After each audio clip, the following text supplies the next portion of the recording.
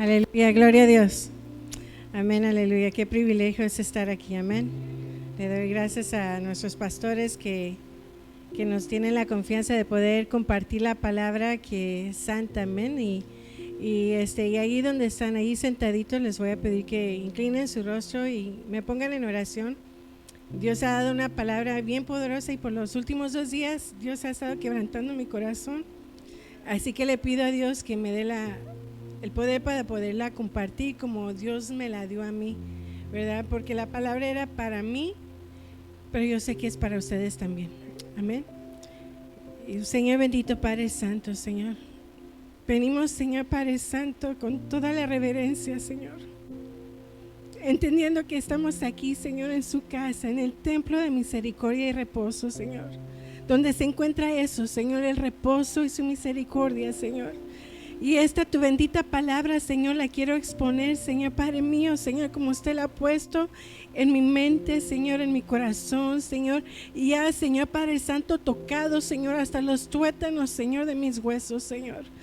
Oh, bendito Espíritu de Dios, Señor, yo le pido, Señor, que quite, Señor, todo estorbo, Señor, en mente, en corazón, Señor, Padre Santo, para que podamos recibir toda su bendita palabra, Señor. A ti le doy la gloria, la honra, Señor, y todo el poder, Señor. Y sé que sin usted, Señor Padre Santo, todo es en vano, Señor.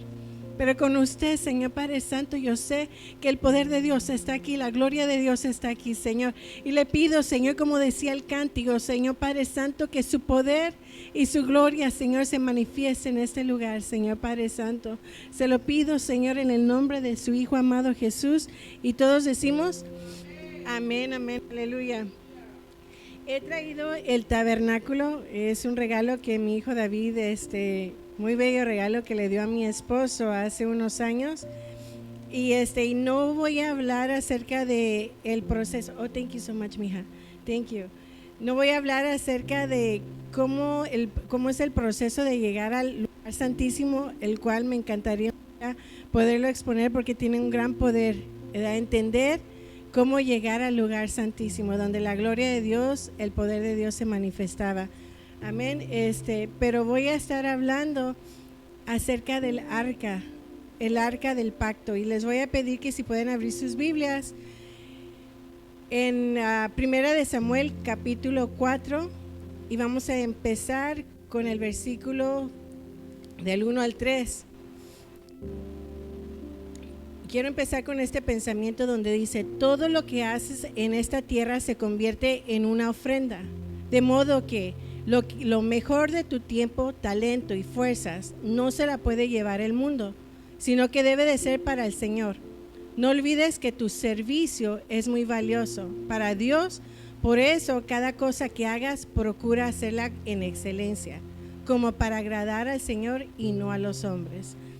Amén, aleluya.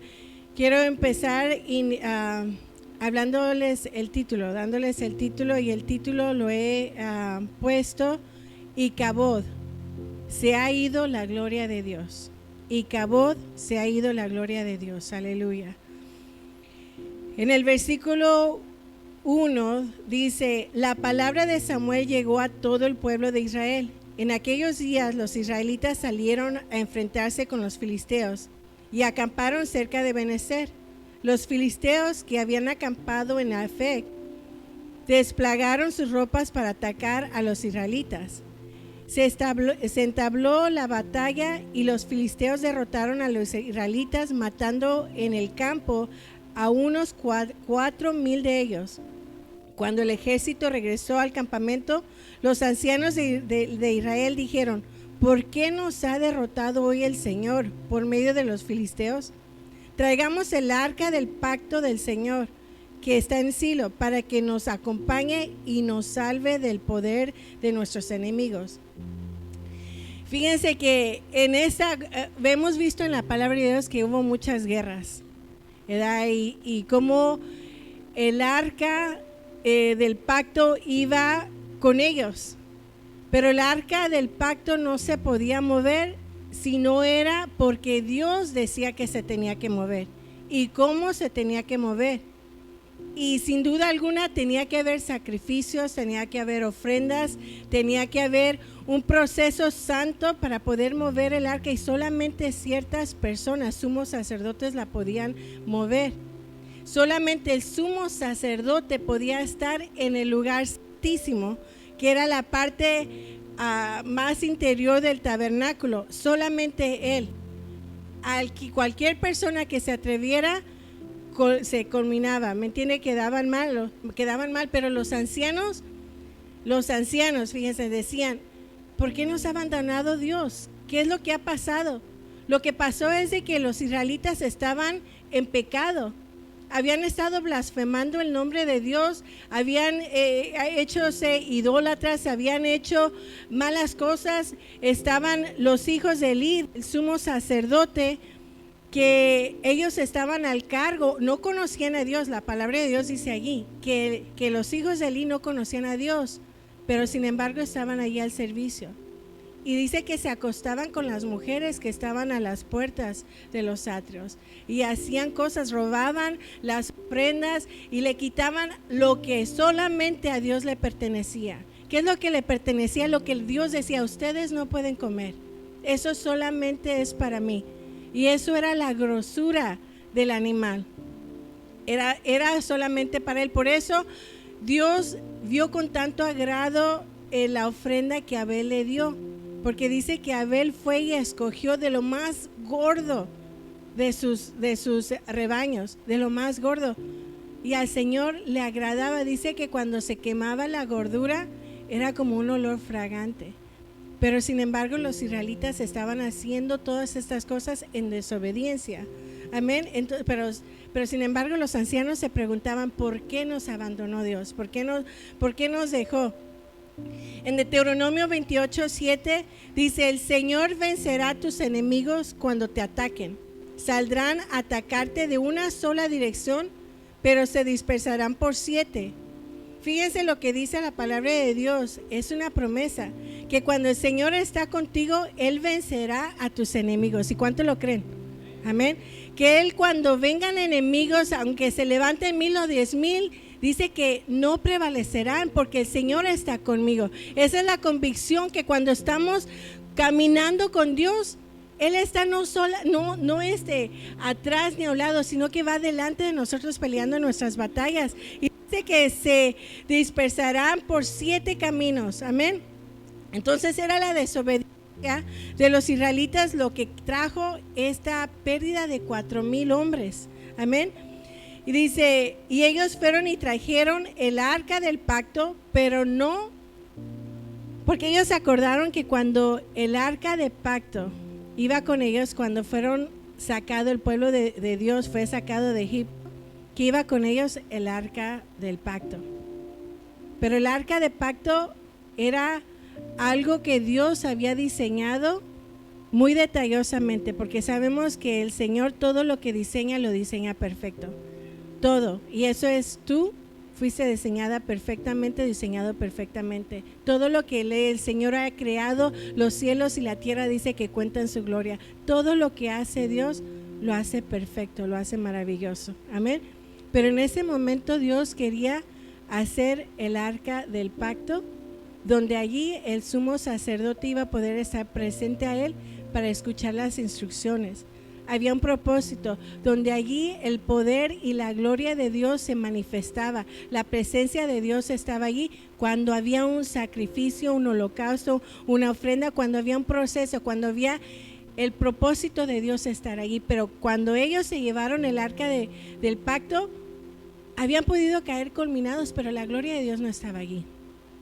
Si no, allí hubieran caído, porque las escrituras habla de que cuando David fue y rescató el arca del pacto, dice que uno de los que iban agarrando el arca del pacto, que cuando se le resbaló, hay unos palos en los cuales van 2 palos agarrados de unos anillos.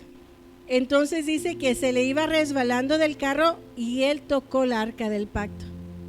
Por haberla tocado, ese hombre cayó muerto. Por haberla tocado. Amén. Las cosas de Dios son santas. Y esto tocaba mucho mi corazón, porque a veces las cosas de Dios no las tomamos como lo que es, santo, sagrado, en reverencia total, como la tomaban ellos, que una preparación tan intensa de guardarse en mente, en corazón, en palabra, en los ojos, en todo su cuerpo, porque todo su cuerpo era un sacrificio, era una ofrenda delante de Dios, era un pacto que tenían ellos, amén. En el versículo 4 dice: el pueblo envió gente a Silo y trajeron de allí el arca del pacto del Señor de los ejércitos que está sobre los querubines. Los dos hijos de Elí, Ofni y Finés, estaban allí con el arca del pacto de Dios. Y aconteció que cuando el arca del pacto del Señor entró al campamento, todo Israel gritó con voz tan fuerte que la tierra tembló. Al oír los filisteos el ruido del clamor, dijeron: ¿qué significa el ruido de este gran clamor en el campamento de los hebreos? Entonces comprendieron que el arca del Señor había llegado al campamento. Y los filisteos tuvieron temor, pues dijeron: Dios ha venido al campamento. Y añadieron: ay de nosotros, porque nada como esto ha sucedido antes. Ay de nosotros, ¿quién nos librará de la mano de estos dioses poderosos? Estos son los dioses que hirieron a los egipcios en el desierto con toda clase de plagas. Cuando estas gentes, cuando los ancianos mandaron pedir el arca, la mandaron pedir porque se habían contaminado de idolatría. Porque ellos no estaban viendo el arca como el poder de Dios, lo estaban viendo como un amuleto, como una superstición. Yo voy a llevar el arca, y el arca, ese cuadro, ese mueble que Dios mandó hacer, allí Dios nos va a rescatar, nos va a salvar. Pero no, Dios no es un amuleto. Dios no es para que lo lleves como una estampilla, para que lo pongas como una imagen. Dios no es así y no se agrada de que lo mires así, porque Dios no puede ser visto como un amuleto. Dios no puede ser tocado en su corazón cuando tú lo miras como un amuleto, como unos de tantos dioses que la gente ha creado. No, Dios es único, Dios es santo, amén. Dios es poderoso y la gloria de Dios se mueve porque la presencia de Dios está allí en la persona, en el asunto. Pero cuando no está allí, entonces no pasa nada, amén. Los filisteos, qué tremendo, porque los filisteos, cuando escucharon que el arca del pacto había llegado con ellos, temblaron, se asustaron, tuvieron más reconocimiento los filisteos que los hebreos. Qué tremendo, porque mucha gente afuera tiene más reverencia a las cosas de Dios. Cuando van a un templo, con una reverencia. Cuando van a buscar de Dios, con una reverencia, con una convicción de que saben que allí está Dios. Aunque lo están buscando en un palo, en una imagen que sea de oro o del material que sea. Pero tú y yo sabemos que el Espíritu de Dios está aquí para manifestarse en cada uno de nosotros. Amén. Aleluya. Pero ellos temblaron y tuvieron miedo. El pueblo de Dios debía de sentir y reconocer que el Dios de sus padres era un compañero peregrino, que donde acampaban, Él campaba. Que Él es el que daba fuerzas donde no las había. Que sus enemigos, dificultades y fatigas también eran las de Dios. Amén. Ellos tenían que entender eso. Pero sin embargo, no hicieron lo que debían de haber hecho. No podían ir a haber entrado al lugar santísimo donde solamente el sumo sacerdote podía entrar. No podían tocar el arca, que para Dios era sagrada, era santo, porque allí Él manifestaba su gloria y su poder. Pero sin embargo se atrevieron a entrar, agarrarla y llevársela. Amén. Este es el lugar santísimo. Ustedes músicos que están aquí, Es un privilegio poder estar aquí en el lugar santísimo, donde el poder y la gloria de Dios se mueve. El número 9 dice: cobren ánimo, dijeron los filisteos, y sean hombres, oh filisteos, para que no lleguen a ser esclavos de los hebreos, como ellos han sido esclavos de ustedes. Sean hombres, pues, y peleen. Los filisteos pelearon, Israel fue derrotado y cada cual huyó a su tienda. La mortandad fue muy grande, pues de Israel cayeron ahora 30,000 soldados a pie. Primero fueron 4,000. Ahora fueron 30,000. ¿Estaba la gloria de Dios con ellos? ¿Estaba el poder de Dios en ellos? ¿Estaba la ayuda de Dios en ellos? No. Porque antes, en unos versículos antes, capítulos antes, el Señor había dicho que Él se apartaría de ellos. Y hablan de Deuteronomio 28. Lo que pasa cuando estamos en desobediencia. Es un versículo un capítulo que les aconsejo porque está bien poderoso. Tengo mucha enseñanza y no la quiero hacer larga, pero ya habla claramente lo que es la bendición tras la obediencia y la desobediencia. Y entonces allí él estaba hablando acerca de la desobediencia de Israel, por eso él no estaba allí con ellos. Pero ¿qué más sigue? ¿Qué pasó? El arca del convenio representaba la gloria de Dios, su santidad, poder, cuando la presencia de Dios estaba allí. En la presencia de Dios hay victoria, sin ella se vive derrotado. Amén. ¿Cuántas personas vemos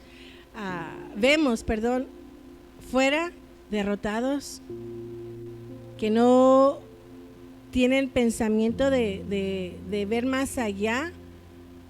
Porque están limitados en sus habilidades, en sus pensamientos, en todo, y están derrotados por los pensamientos que el enemigo pone, pero todo porque no han buscado a aquel que, como dice el americano, the sky is the limit. El cielo es el límite cuando Dios está contigo. No hay límites, porque para Dios no hay imposibles. Para Dios todo es posible, todo lo puedo en Cristo que me fortalece. Pero cuando no está la gente en Cristo, viven derrota, viven cabizbajos, viven como sonámbulos, viven iracundos, viven con todas las emociones carnales que puede haber por dentro. ¿Por qué?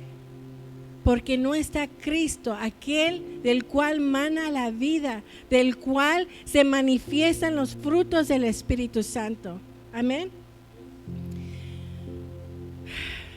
Dice, era sumo sacerdote el que consultaba a Dios cuando se debía ir a la guerra. Había un proceso de santidad para poder mover el arca. Como les estaba explicando, había un proceso de santidad. Que tenían que consultar al sumo sacerdote, no podían ir.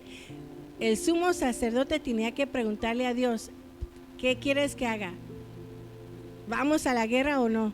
Y Dios decía: vamos y yo estaré con ustedes. Y Dios decía si se movía el arca o no. En las escrituras también estaba leyendo cómo cuando David llevó la arca, dice que nada más daba 6 pasos con el arca, los que iban cargándola, y había sacrificio, holocausto, había danza, había júbilo, había tanta, él quería, por eso dice, David es conforme al corazón de David, porque sabía cómo tocar el corazón de Dios, sabía lo que a Dios le agradaba. ¿Y cómo va a saber la gente qué es lo que le agrada a Dios si no leen las escrituras? Tenemos que leer las escrituras para saber qué es lo que le agrada a Dios. David sabía lo que le agradaba a Dios. 6 pasos daba solamente y decían: paren porque va a haber un sacrificio, va a haber un holocausto, va a haber una ofrenda a nuestro Dios. Y quería que Dios se agradara para poder seguir adelante. No quería dar un paso sin que fuera la voluntad de Dios. Qué enseñanza, porque qué caminos tomamos sin la voluntad de Dios, qué planes tomamos sin la voluntad de Dios, qué acciones tomamos sin la voluntad de Dios, qué no hacemos sin la voluntad de Dios. Caminamos siempre y andamos como a veces errantes, sin saber qué rumbo tomar. ¿Por qué? Porque no hemos consultado a Dios. Señor, es tu voluntad. ¿Cómo puedo saber? ¿Cómo puedo escuchar tu voz para que me hables, para que tenga en mi corazón esa convicción que tú eres el que me estás hablando? Dice el arca en el número 11, pasó algo. Que no solamente murieron después de haber muerto 4,000, murieron 30,000, pero algo tan grave pasó, que capturaron el arca. Dice, el arca de Dios fue capturado y murieron Ofni y Fines, los hijos de Elí, el sumo sacerdote. ¿Quiénes eran Fines y Ofni? Eran los hijos del sumo sacerdote. Y aquí quiero que vean que estas personas, como dice la palabra de Dios, ellos no conocían a Dios, pero servían a Dios. Y qué tan sagrado es este lugar, que aunque vivimos por la gracia, no deja de ser un lugar santo, no deja de ser un lugar sagrado. Y que tenemos que tomarlo como lo que es, un lugar santo. Amén.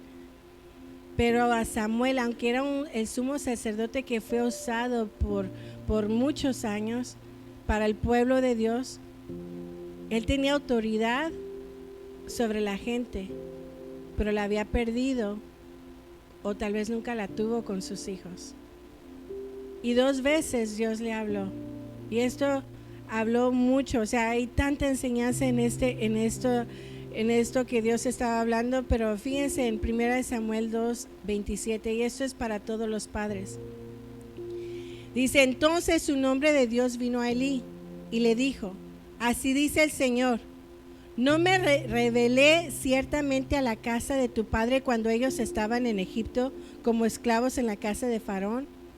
¿No les escogí de entre todas las tribus de Israel para ser mis sacerdotes, para subir a mi altar, para quemar incienso, para llevar un efod delante de mí? ¿No le di a la casa de tu padre todas las ofrendas encendidas de los israelitas? ¿Por qué pisotean mi sacrificio y mi ofrenda que he ordenado en mi morada? Y honras a tus hijos más que a mí, engordándose ustedes con lo mejor de cada ofrenda de mi pueblo Israel. Fíjense, ahí fue la primera vez que Dios mandó a un hombre para hablar al sacerdote Elí. Dios le había dicho al pueblo de Israel que ellos iban a tener tierras, ellos iban a tener ganado, ellos iban a tener herencia, les iba a bendecir de gran manera.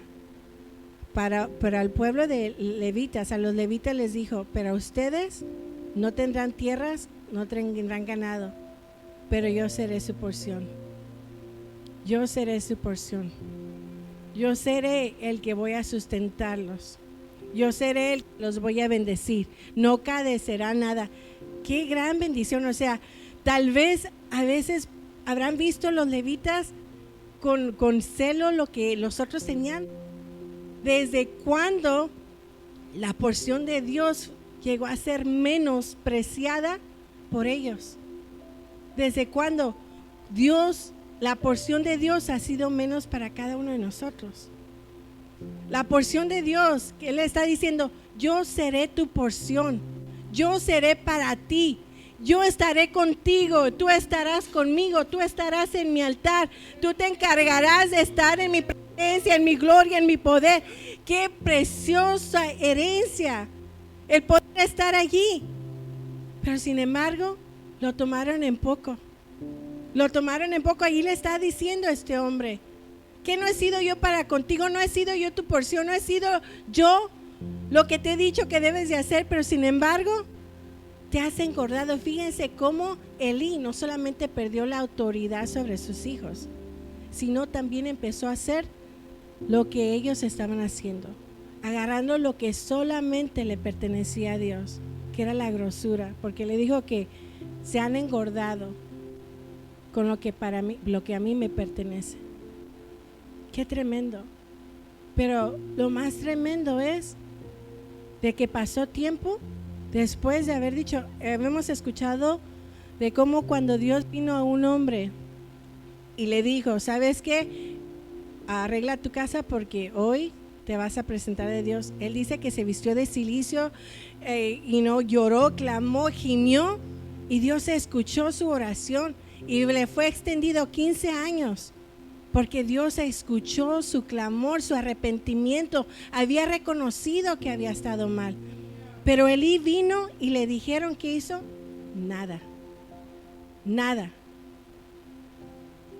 ¿Cuándo dejaron de ser importante la santidad de tus hijos? ¿Cuándo dejó de ser importante el caminar de ellos para contigo? ¿Cuándo dejó de ser tu responsabilidad? Porque es nuestra responsabilidad, era la responsabilidad de Elí. Allí le mandó decir, pero él no hizo nada. Por segunda vez viene. Ahora viene, cuando le vino a hablar era cuando recién Ana había tenido a Samuel. Y después, ya cuando Samuel estaba ya, porque sabemos que Elí fue el que crió a Samuel. Cuando ya como jovencito estaba Samuel allí con Elí, en primera de Samuel 3, 17, 18 dice que Elí le preguntó lo que Dios le había hablado, porque el Señor vino y le habló y sabemos que Elí respondía, aquí estoy, pensando que era Elí el que le estaba hablando, pero no era Dios que quería darle una palabra. Y en el 17 y 18 le dice, y Elí le preguntó, ¿qué te dijo Dios? Cuéntamelo todo. Que Dios te castigue si no me lo dices. Samuel se lo contó todo sin ocultarle nada. Y Elí dijo, que se haga la voluntad de Dios. Él es quien manda. Wow. Qué actitud de giving up, él se dio por vencido. No hubo un arrepentimiento, no hubo un decir, híjole, de veras ya es la segunda vez que Dios me está hablando, me está dando esta oportunidad de corregirme y de corregir a mis hijos, de corregir mi hogar, de corregir mi altar, de corregir las cosas que estoy haciendo mal. Pero sin embargo, si ya lo propuso Dios, que se haga lo que Él quiera. No caigamos nunca así. Que si el Señor está hablando a tu corazón, si Dios está hablando a tu vida, corrige tu caminar, corrige tu hogar, corrige tu altar. Amén. En 1 Samuel 3:12 dice, cumpliré contra la familia de Elí todo lo que he dicho. Él sabía que sus hijos me ofendían gravemente y no hizo nada para corregirlos. Así que voy a castigar a su familia y nada ni nadie podrá evitarlo.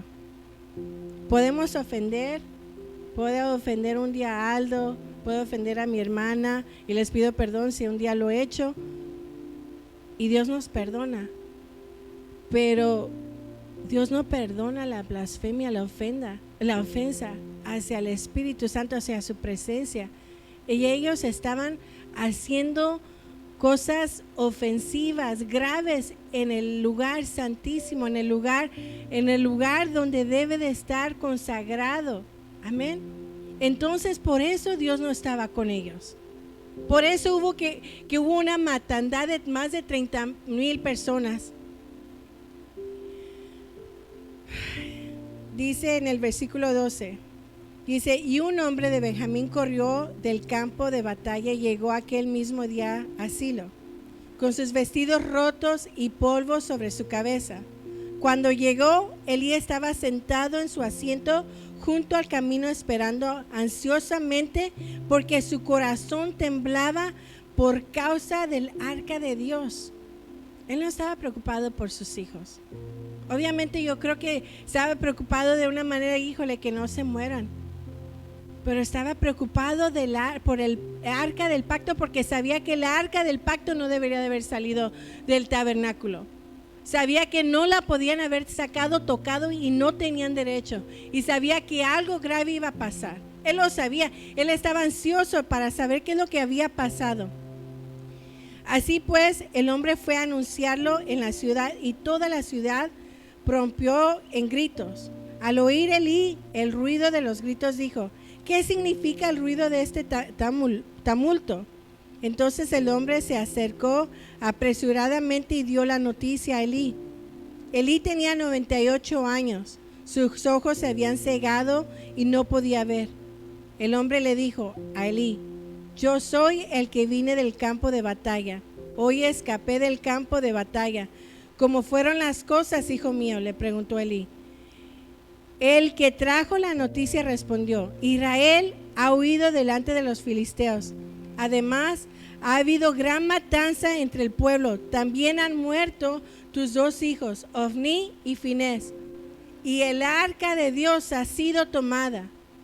Cuando mencionó el arca de Dios, Elí cayó de su asiento hacia atrás, junto a la puerta. Se rompió la nuca y murió, pues había entrado en años y pesaba mucho. Elí había juzgado a Israel durante 40 años. Él era sumo sacerdote y él era juez. Pero fíjense aquí cómo lo confirma, que este hombre estaba pesado. Porque como le había dicho el hombre la primera vez, te has estado comiendo la grosura, lo que le pertenecía a Dios. Dice: y a los levitas Dios les dijo al pueblo de Israel: tendrá tierras y bienes, pero yo seré para ustedes y yo seré su porción. Él sabía que Dios estaba para con ellos cuando ellos estaban bien, pero sin embargo ellos se habían apartado de la presencia de Dios, se habían desobedecido, y por eso había pasado todo este masacre. Pero eso no es lo peor. No acaba allí la derrota, no acaba allí el sufrimiento, no acaba allí las consecuencias de la desobediencia. ¿Cómo sabemos y debemos entender que cuando hay desobediencia hay consecuencia? Amén. Que cuando nosotros desobedecemos va a haber una consecuencia si no nos arrepentimos y corregimos nuestros caminos. Amén. Dios en su palabra, Él dice que Él ya pagó el sacrificio. Él no está pidiendo ningún sacrificio, pero sí está pidiendo una obediencia. Él está pidiendo que nosotros, que nuestro ser en totalidad sea para Él un símbolo de obediencia para con Él. Amén. En el 19 dice: su nuera, la mujer de Finés, estaba encinta y a punto de dar a luz.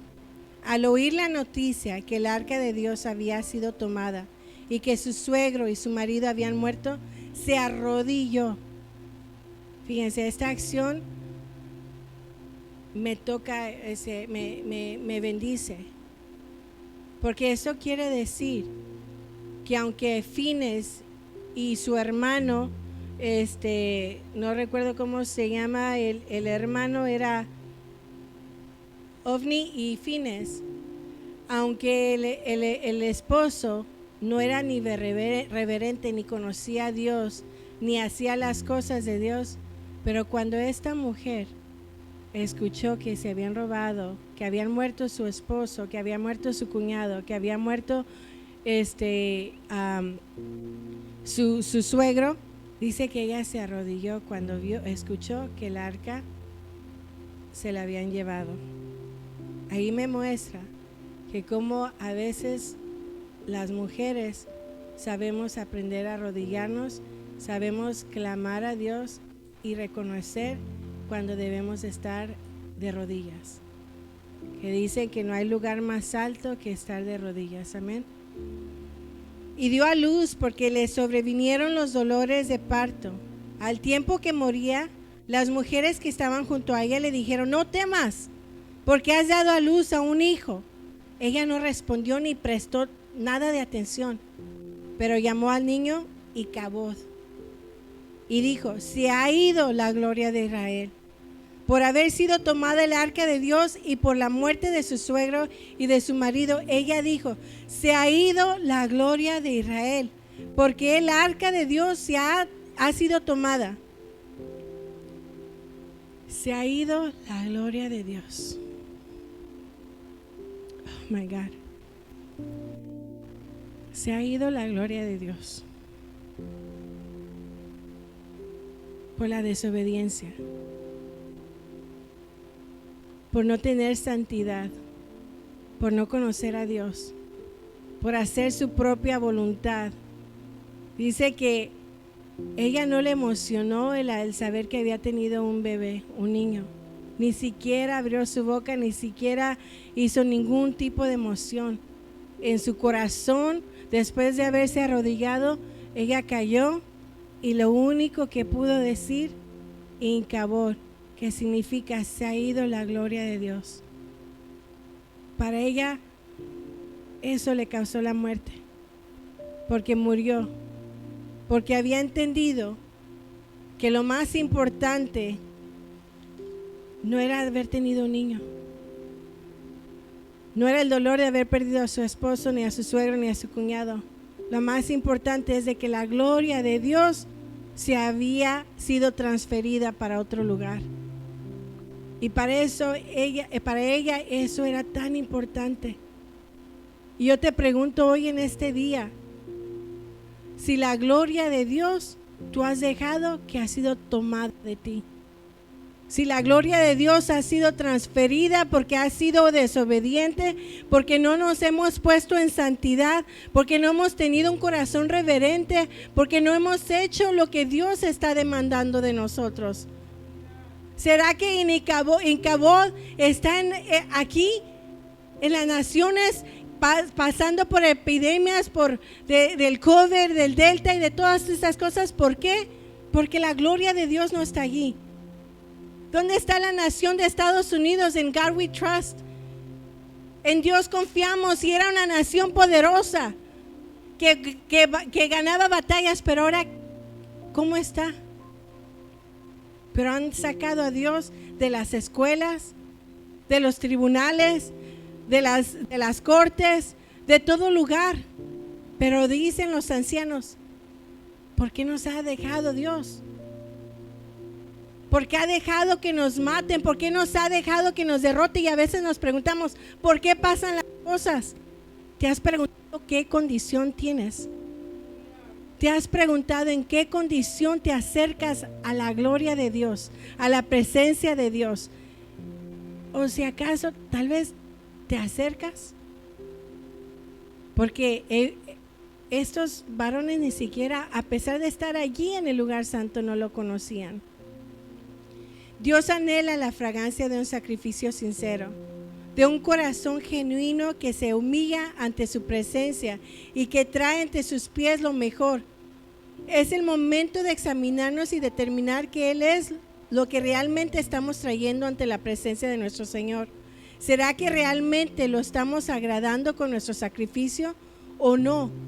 Ha llegado el momento de entregarle la grosura a Dios, lo que Él agrada.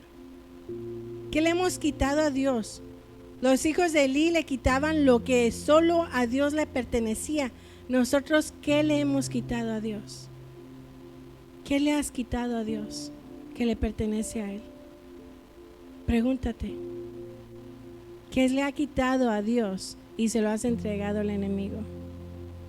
Yo digo, es tiempo de decirle al enemigo, arrebato para atrás lo que es mío. Y se lo entrego a Dios para que Él lo eche al fondo del mar, para que examine mi corazón, lo restaure, entre en mi corazón, restablezca todo y pueda yo volver a las sendas antiguas. Amén. Aleluya. Ahí donde están, les voy a pedir que tomemos nuestros cuerpos y nos pongamos de pie. ¿Cuál es la grosura que se le ha quitado a Dios? Si es nuestra mente, es nuestro corazón, son nuestros ojos, nuestras manos, nuestros pies, es nuestra alma, todo ahora lo que viene ante Él, ante su presencia, como una grosura, como una ofrenda que llega ante Él como un olor fragante. Y ahí donde estás, cierra tus ojos.